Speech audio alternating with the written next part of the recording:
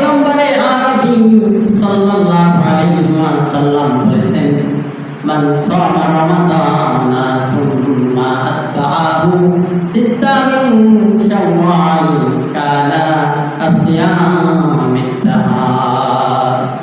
বিশ্বনবী রাহমাতুল লিল আলামিন নবী বলেন, বান্দারা তোমরা যারা রমজানের ভিতরে রোজা রেখেছো, মান সামা রমাদান সুম্মা আতআহু, তোমরা যারা রমজানের দীর্ঘ একটি মাস সিয়াম সাধনা করেছো, রোজা পালন করেছো, আল্লাহর নবী সাল্লাল্লাহু আলাইহি ওয়াসাল্লাম বলেন, সিত্তা মিন শাওয়াল কানা কাসিয়ামিত দাহার। এখন তোমাদের জন্য নবীজি সাল্লাল্লাহু আলাইহি ওয়াসাল্লাম একটা বিধান দিলেন, বান্দারা দীর্ঘ একটি মাস তোমরা সিয়াম সাধনা করেছো, তোমাদের জন্য এখন আরেকটা ইবাদতের আদেশ এসেছে নবীজির পক্ষ থেকে। সেই ইবাদতটা হচ্ছে শাওয়াল মাসের 6টি রোজা। কয়টা?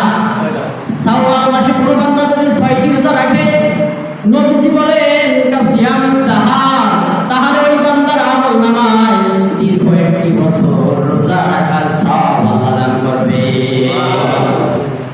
কয় বছর? দীর্ঘ একটি বছরের সওয়াব আল্লাহ ওই বান্দার আমলনামায় দান করবে। এ দরকার আমাদের আছে কিনা সওয়াবের? এখন যদি কোনো বান্দা না রাখে গুনাহ হবে না, রাখলে অসীম সওয়াব। কিন্তু কোনো বান্দা যদি নবীজির সুন্নাত অনুসরণ করতে চায়, রাখা লাগবে কিনা?